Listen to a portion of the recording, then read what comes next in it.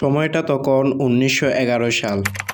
ইতালির জেনেটিক নামক এক কোম্পানি ঘোষণা করল তারা তাদের নতুন একটি ট্রেন লঞ্চ করেছে, যেটা প্রথম সফরে যাত্রীদের দেওয়া হবে সম্পূর্ণ বিনামূল্যে যাত্রার সুযোগ। সেকালের হিসেবে ট্রেনটির স্বাদ, সরঞ্জাম, খাবার দাবার ছিল যথেষ্ট লোভনীয়।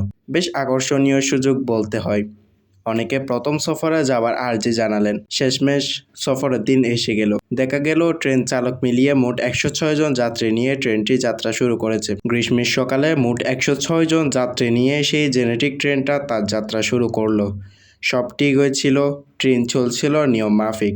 যাত্রীরা বেজায় খুশি, কারণ তারা একটা নতুন ট্রেনের জার্নি করতে চলেছে।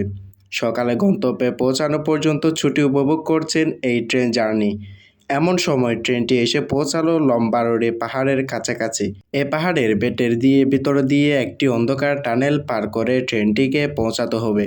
সেই ট্রেনের যাত্রীরা ভাবতেও পারেনি তাদের সঙ্গে কি হতে চলেছে। ১৯১১ সালের ঠিক দুপুর, ১০৬ জন যাত্রী নিয়ে ট্রেনটি টানেলে প্রবেশ করে, কিন্তু অদ্ভুতভাবে আর টানেল থেকে বেরোয় না। হ্যাঁ, একদমই তাই, আর বেরোয় না। সে যে ট্রেনে ঢুকে তারপর আর কোনো ট্রেস পাওয়া যায়নি। ট্রেন যেন তার সমযত্র যাত্রীকে নিয়ে একেবারে হাওয়ায় মিলিয়ে গেছে। বহু মানুষ আগের স্টেশন থেকে ট্রেনটিকে ছাড়তে দেখেছে বলে জানা যায়।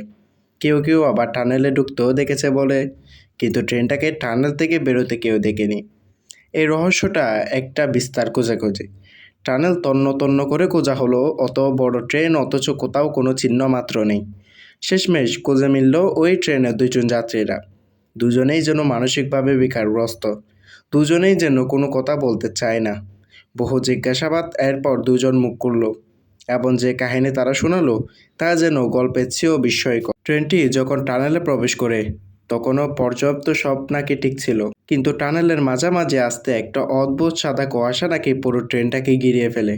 যাত্রীরা সব হইচয়ে পড়ে যায়। সে অদ্ভুত কুয়াশায় ট্রেনে যাত্রীদের সকলের দম বন্ধ হয়ে আসছিল। সকলে ছটফট করতে থাকে। সারা ট্রেন জুড়ে হইচয়ে পড়ে যায়। পরে তারা দুইজন কোনো কিছু না ভেবে ট্রেন থেকে চাপ দেয়।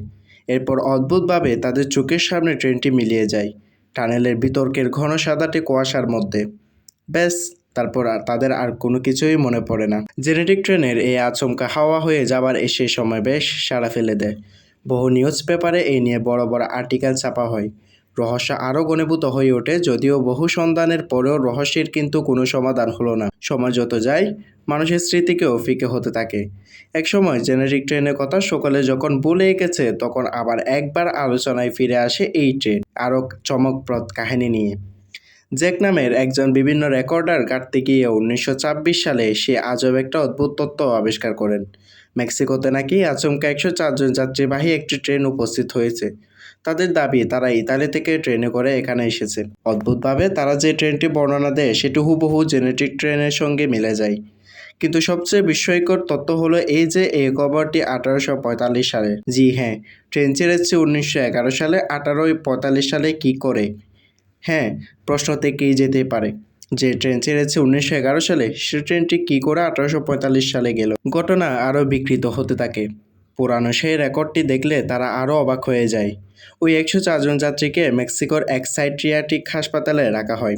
জ্যাক সে হাসপাতালে গিয়ে চেক করলে দেখা যায় ঘটনা হুবহু সত্যি। সে ১০৪ জনই নাকি মানসিকভাবে বেকারগ্রস্ত। তারা কেবল দাবি করত তারা ঘরে ফিরে যেতে চায়। একটা অদ্ভুত ট্রেন ঘন কুয়াশার মধ্যে দিয়ে নাকি তারা এখানে পৌঁছেছে। এমনই সেই হাসপাতালের রেকর্ড অনুযায়ী ওই যে ১০৪ জন যাত্রীর পোশাকও ছিল সেখানকার তুলনায় অনেক পুরাতন ও অন্যরকম। শুধু তাই নয়, সেখানকার এক প্যাসেঞ্জারের কাছে একটি তামাকের পাত্র পাওয়া যায়, যার গায়ে খোদাই করা ছিল ১৯০৭ খ্রিস্টাব্দ। এই তামাকের পাত্রটি হসপিটালে অথরিটি যত্ন করে রেখেছিল। এই ঘটনার স্মৃতি ধরে রাখার জন্য এই তামাকটি এখনও সেখানেই রয়ে গেছে। এরপর থেকে অদ্ভুত ট্রেনের কাহিনীটি পুরো দেশ বিদেশে ছড়িয়ে পড়ে। অনেকের দাবি তারা নাকি তাদের দেশে এই ট্রেনটি দেখেছে। কেউ ১৯৫৫ সালে, কেউ ১৯৪১ সালে, আবার কেউ ১৯৪৮ সালে।